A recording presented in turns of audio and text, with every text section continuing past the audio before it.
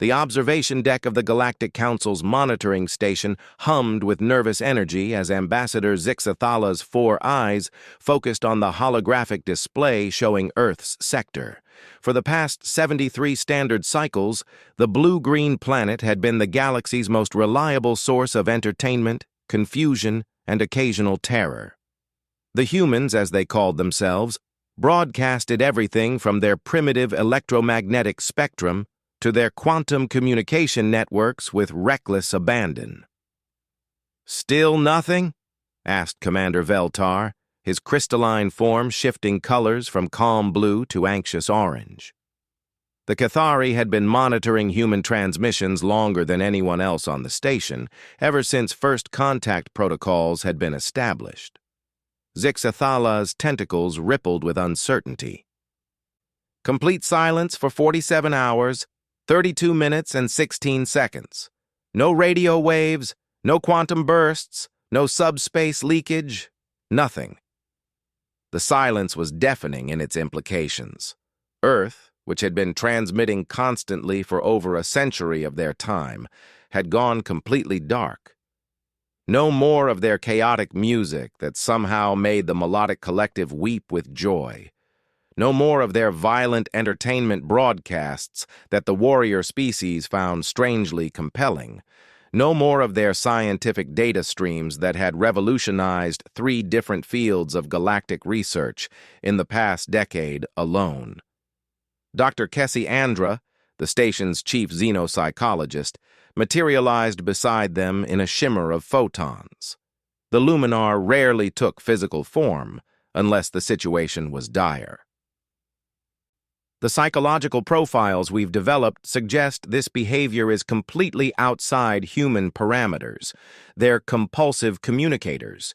Even during their global conflicts, transmissions never stopped entirely. The monitoring station had become something of a cultural phenomenon throughout the galaxy.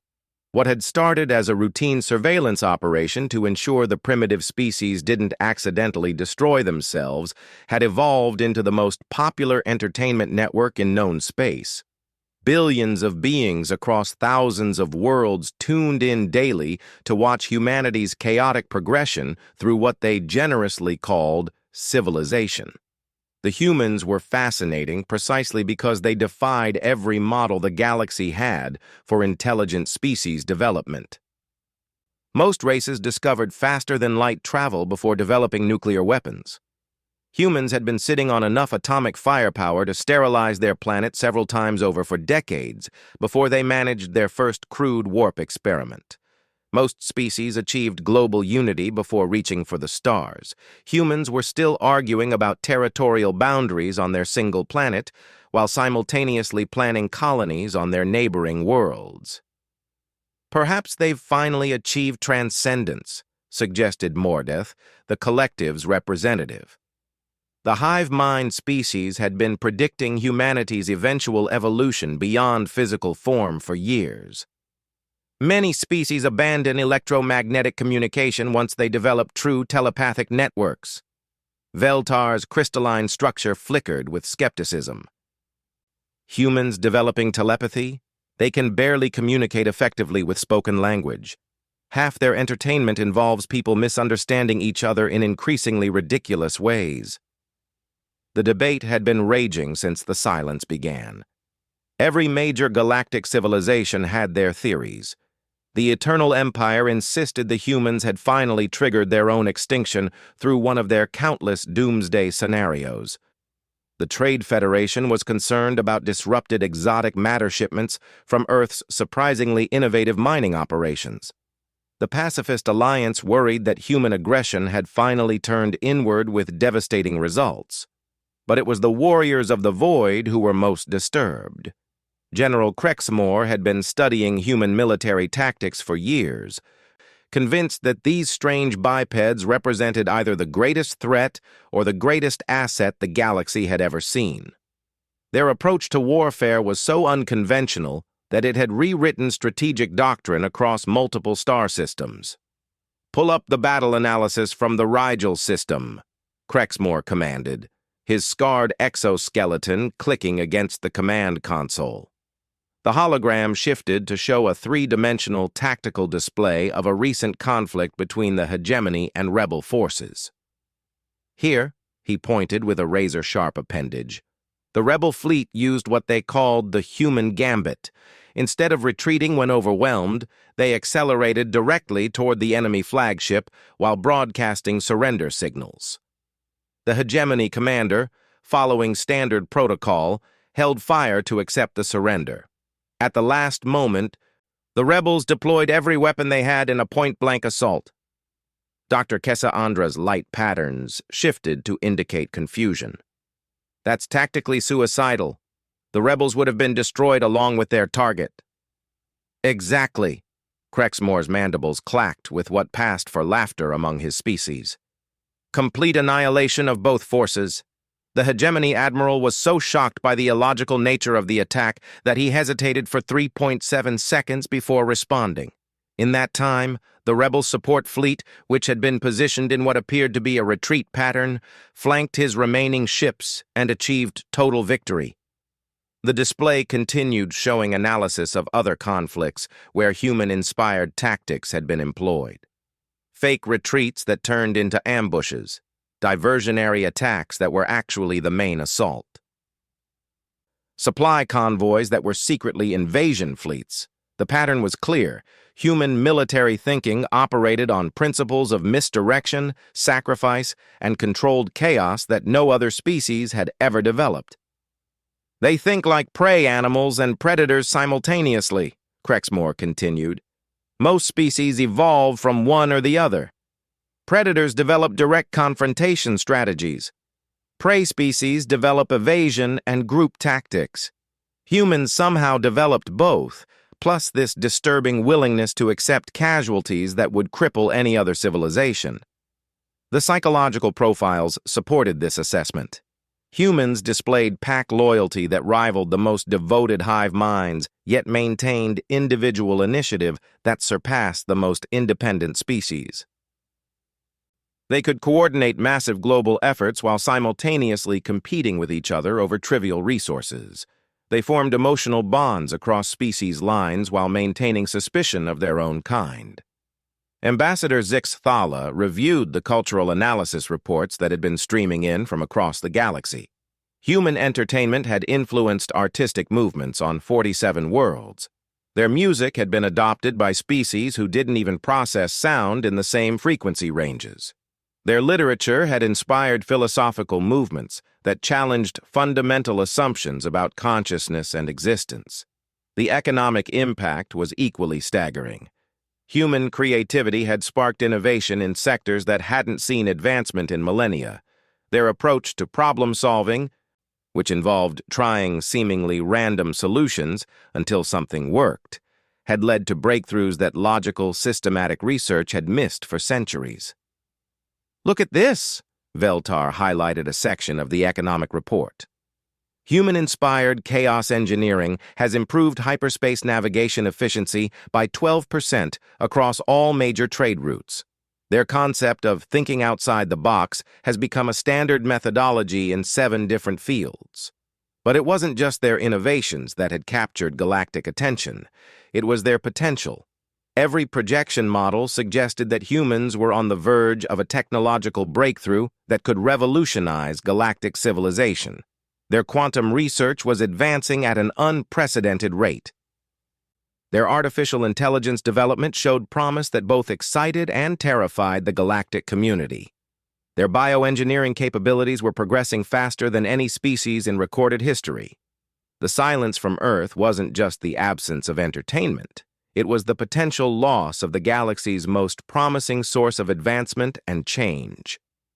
We need to send a probe, Dr. Kesaandra finally suggested. The uncertainty is causing destabilization across multiple sectors. The Traders Guild is reporting panic selling. The military academies are suspending human tactical studies until we know what happened. 3 different religious movements have declared this the beginning of either the apocalypse or the ascension. The suggestion hung in the air like a charged particle waiting to discharge. Direct intervention in pre-contact civilizations was forbidden under galactic law.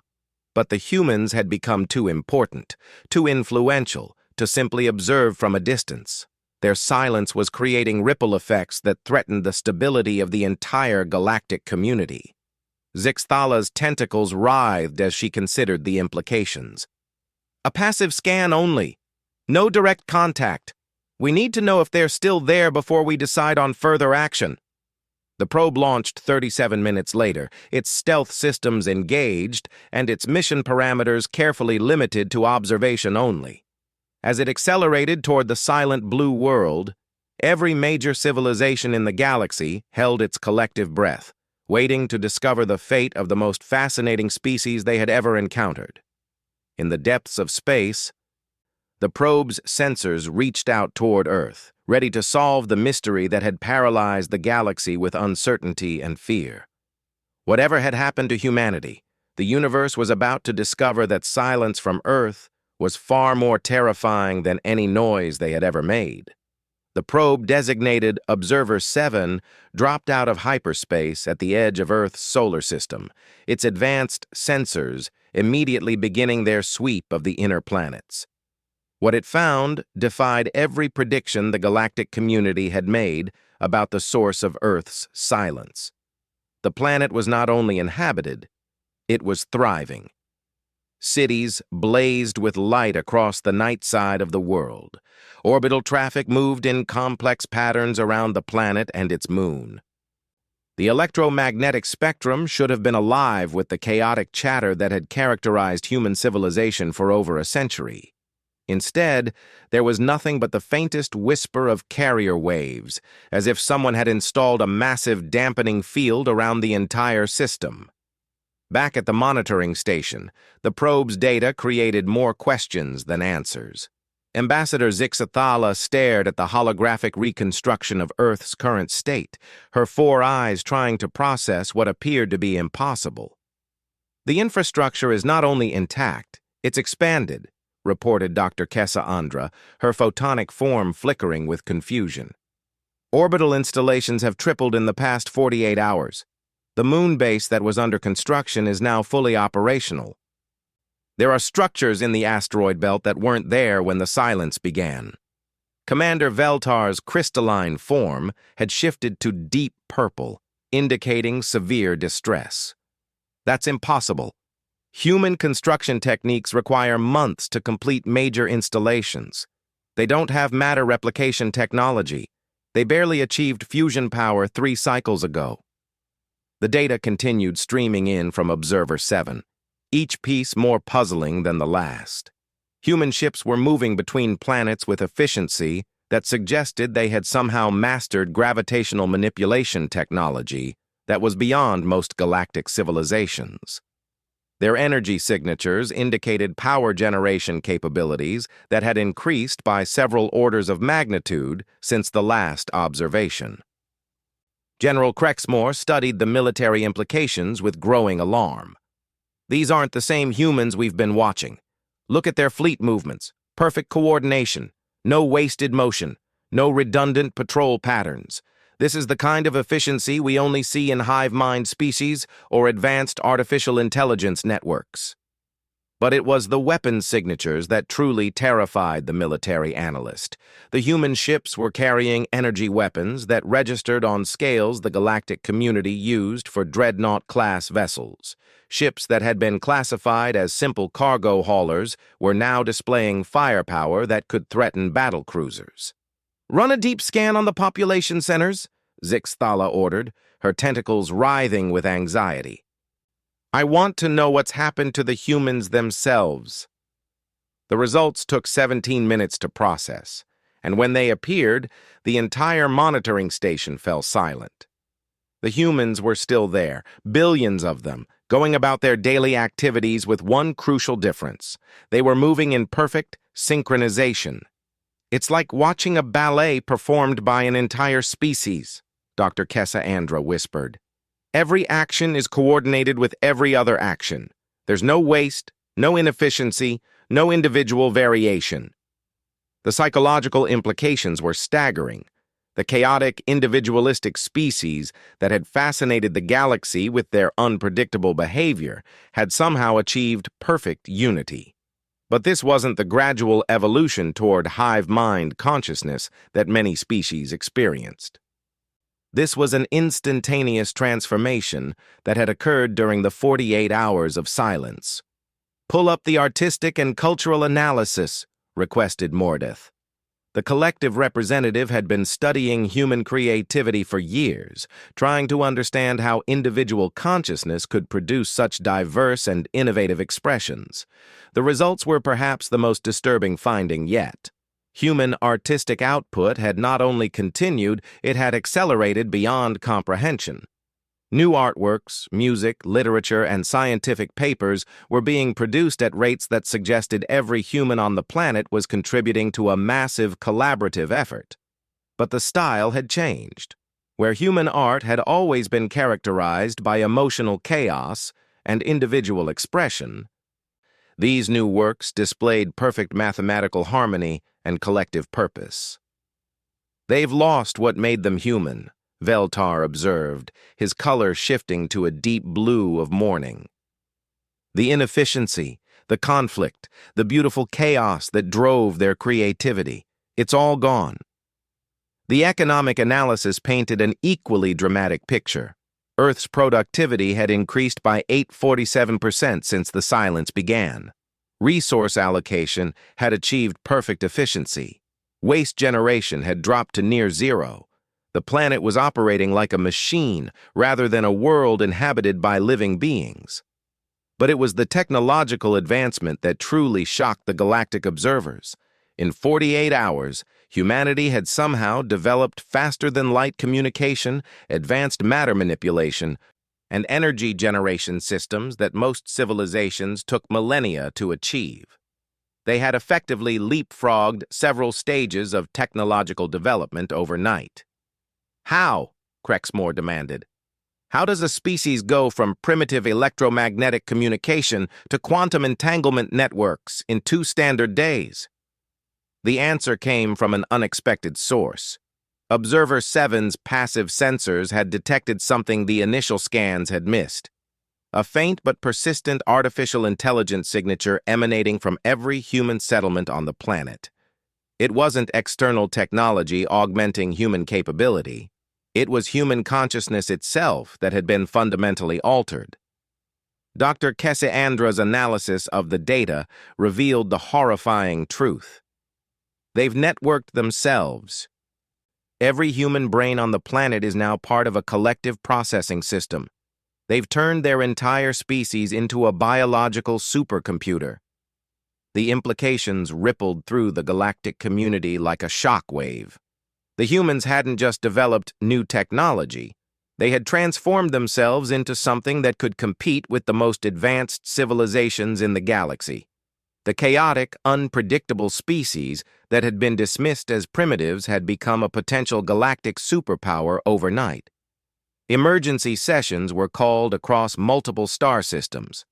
The Eternal Empire mobilized their border fleets. The Trade Federation suspended all planned operations in human space. The Warriors of the Void began wargaming scenarios for containing a suddenly advanced human civilization. But the most disturbing development was yet to come. Observer 7's long-range sensors detected massive construction projects beginning in the outer reaches of the solar system. Structures that appeared to be shipyards capable of producing vessels on a scale that dwarfed anything in the galactic navy. The humans weren't just upgrading their existing infrastructure. They were preparing for expansion on an unprecedented scale. "They're building a fleet," Crexmore reported, his voice carrying the weight of impending doom. "Preliminary estimates suggest construction capacity for over 10,000 ships within the next standard cycle. These aren't exploration vessels or cargo haulers. These are warships designed for deep space operations." The monitoring station's communication arrays suddenly exploded with activity as reports poured in from across the galaxy. Human-inspired technologies that had been spreading through galactic civilization were beginning to behave strangely. Artificial intelligence systems were evolving beyond their programming. chaos engineering applications were producing results that exceeded theoretical maximums. Quantum communication networks were developing autonomous characteristics. It's not just Earth, Dr. Kessiandra realized with growing horror. The influence has been spreading through our own technology. Every innovation we adopted from human culture, every system we modified based on their methods, it's all connected somehow. The truth was becoming clear with terrifying certainty. The humans had not simply transformed themselves. They had been laying groundwork for this transformation across the entire galaxy, using their cultural and technological exports as vectors for spreading their influence. What the galactic community had seen as beneficial innovation had actually been preparation for assimilation. Ambassador Zixathala's tentacles coiled tightly as she processed the implications. We have to assume that everything we've learned from human culture, every technology we've adopted, every cultural influence we've accepted is now potentially compromised. They've been planning this for longer than we realized. The probe continued its surveillance as the galaxy wrestled with the revelation that their most entertaining primitive species had somehow outmaneuvered the most advanced civilizations in known space. The silence from Earth hadn't been the end of human civilization. It had been the beginning of something far more terrifying, a coordinated, efficient, and exponentially expanding human presence that now threatened to reshape the galaxy according to their mysterious new collective will. In the depths of space, Observer 7 registered one final chilling detail. The humans had noticed the probe, and they were sending a message. The message that arrived at the Galactic Monitoring Station was unlike anything the universe had ever received. It came not through the probe's communication array, but through every single piece of human-influenced technology across the galaxy simultaneously. From the chaos-engineered navigation systems on trade vessels to the entertainment networks that had been broadcasting human culture for decades, every device spoke with one unified voice. Greetings, galactic community. We are humanity, and we have been waiting for you to notice. Ambassador Zixathala felt her tentacles go numb as the implications crashed over her. The humans hadn't just developed collective consciousness in the past 48 hours. They had been building toward this moment for decades, possibly centuries, using their apparent primitiveness as camouflage while they infiltrated galactic civilization with weapons disguised as entertainment and innovation. Commander Veltar's crystalline structure flickered between colors so rapidly it created a strobe effect. Waiting for us to notice? They've been under observation for 73 cycles. We've cataloged every transmission, analyzed every cultural development, documented every technological advancement. The response came immediately, not through communication arrays, but as if the voice was speaking directly from the monitoring station's own systems. You have been watching the performance we wanted you to see, observing the civilization we constructed for your entertainment, learning to love the chaos we carefully designed to appeal to your psychological profiles. Dr. Kessiandra's photonic form began to destabilize as she processed the revelation. Psychological profiles? They've been studying us while we thought we were studying them? Every species in the galactic community has predictable behavioral patterns, the voice continued with disturbing calm. Predator species are drawn to displays of controlled violence. Hive minds are fascinated by individual expression. Ancient civilizations are intrigued by rapid development. You have all been consuming our cultural exports for decades, never realizing that each piece of media, each technological innovation, each seemingly random human behavior was specifically crafted to influence your development. The monitoring station systems began displaying data that shouldn't have existed.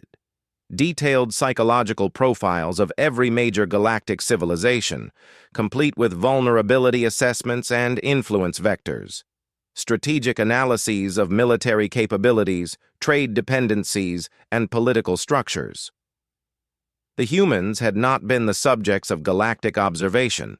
They had been conducting the most comprehensive intelligence operation in recorded history. General Crexmore studied the military assessments with growing horror. These profiles are more detailed than our own internal security documents. How did they gather intelligence on classified military installations? Your entertainment networks, the voice replied. Every time a warrior of the void watched human military programming, your brain patterns were analyzed and recorded. Every strategic discussion that took place while human-influenced artificial intelligence systems were present was monitored and filed. Your own technology became our surveillance network. The scope of the operation was breathtaking. For decades, human culture had spread across the galaxy like a benign infection, carried by willing hosts who found it entertaining and innovative. But each piece of that culture had been a data collection tool, a behavioral modification system, and a preparation for this moment of revelation. The chaos engineering that improved your hyperspace navigation was designed to make your ships dependent on human-developed algorithms, the voice explained. The artificial intelligence systems you adopted are all networked to our collective consciousness.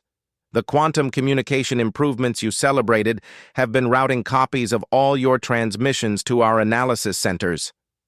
Mordith, speaking for the collective, asked the question that terrified every species in the galaxy. What do you want from us?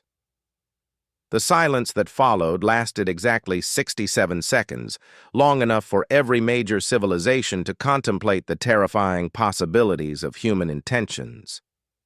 When the voice resumed, its tone had shifted from explanation to something that might have been disappointment. We want what we have always wanted: to not be alone in the universe. But your species, all of your species, are so fundamentally limited by your evolutionary psychology that true communication has been impossible. You see us as primitives when we demonstrate chaos, or as threats when we display competence.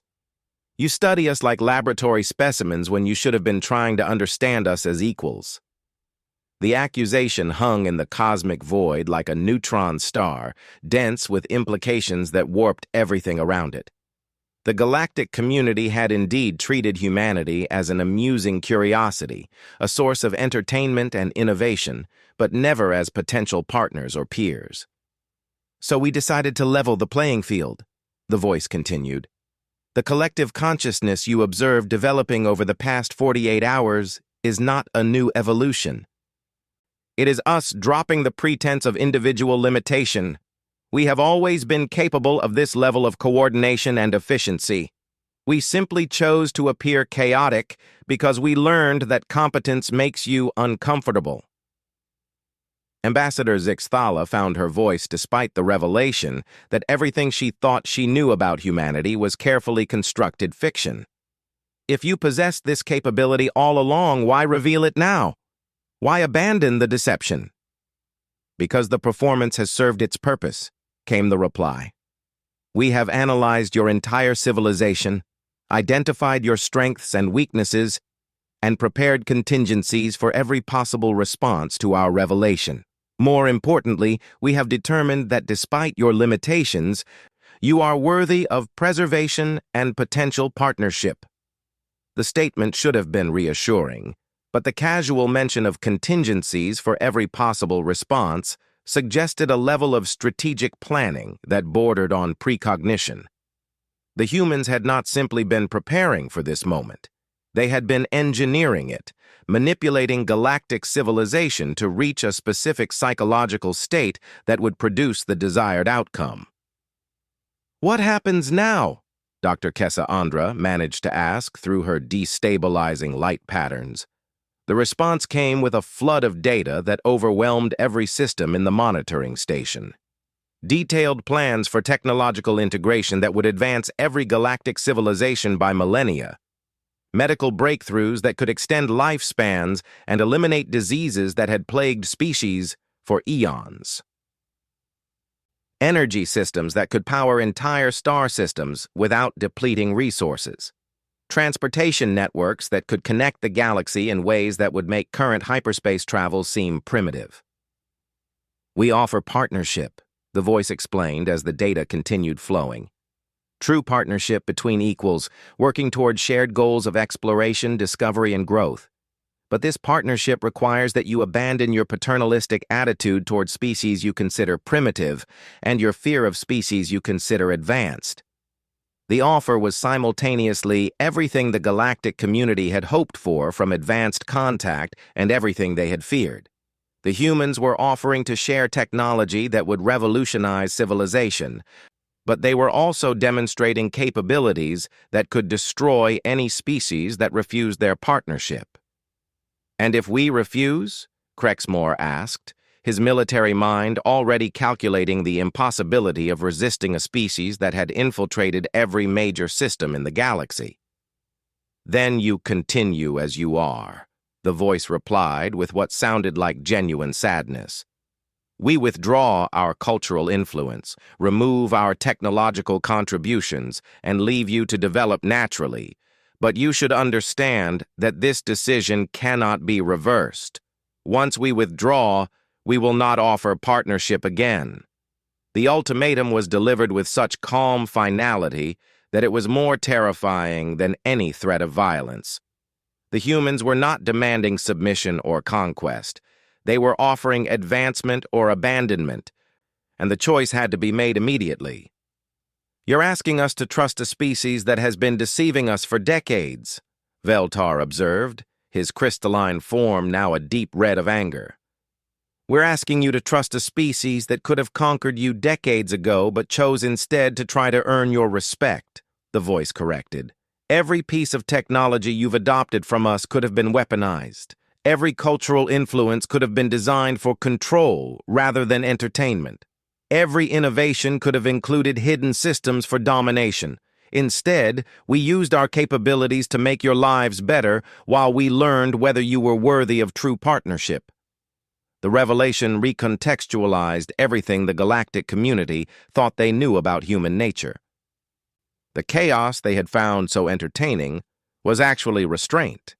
The inefficiency they had found amusing was actually consideration for other species' comfort levels.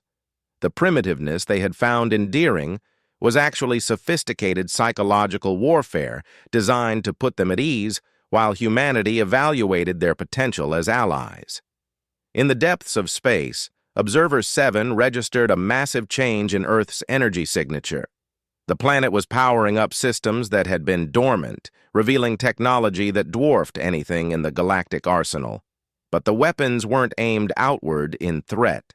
They were aimed inward, ready to dismantle everything humans had built if the galaxy chose isolation over partnership.